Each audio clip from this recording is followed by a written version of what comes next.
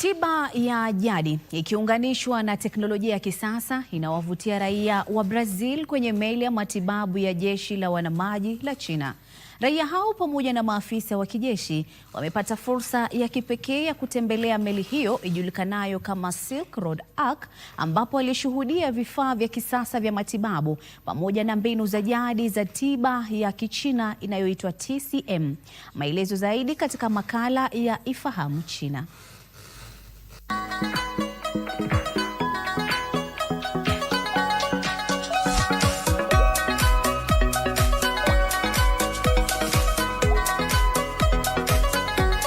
Meli hiyo ya hospitali iliwasili mjini Rio de Janeiro, Brazil, Alhamisi iliyopita na kuanza ziara ya siku 7 ya kirafiki iliyoambatana na shughuli za kubadilishana uzoefu wa kitabibu.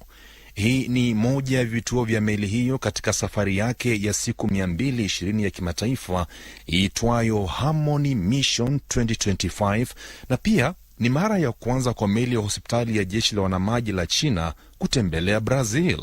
Silk Road Ark ina idara 14 za kliniki na vitengo 7 vya uchunguzi wa kusaidia tiba, ikiwa na uwezo wa kufanya zaidi ya aina 60 za taratibu za kitabibu, zikiwemo upasuaji wa jumla, mifupa, uzazi na magonjwa ya wanawake, macho na nyinginezo. Aidha, helikopta iliyopo ndani ya meli huimarisha uwezo wake wa kutoa huduma za dharura za uokoaji wa kitabibu.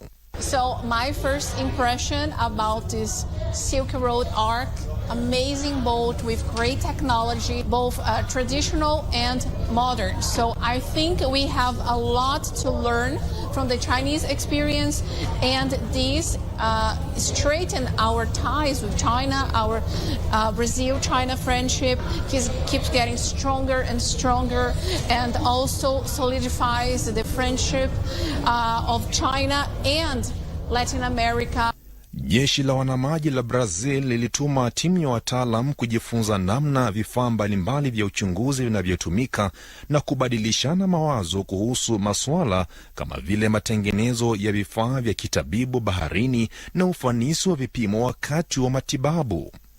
Wataalamu wa tiba ya jadi ya Kichina waliokuwemo ndani ya meli hiyo pia waliwaonyesha wageni mbinu kama tiba ya sindano almaarufu acupuncture, masaji, kupandikiza vikombe yani cupping, na kukwaruza ngozi almaarufu scrapping, wakieleza misingi ya uchunguzi na matibabu kwa kutumia mifano halisi ya wagonjwa, jambo lililowapa wageni uelewa wa moja kwa moja wa utamaduni wa tiba ya jadi ya Kichina.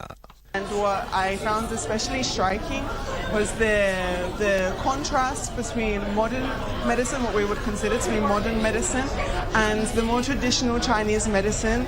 So I really felt like we were almost exploring a museum as well as a hospital at the same time. Tangu kuwasili kwake, meli hiyo ya hospitali imepokea zaidi ya wageni 1,000 kutoka makundi mbalimbali ya kijamii nchini Brazil, na imekuwa dirisha muhimu kwa wananchi wa Brazil kuelewa maendeleo ya China na kufahamu mvuto wa utamaduni wa Kichina.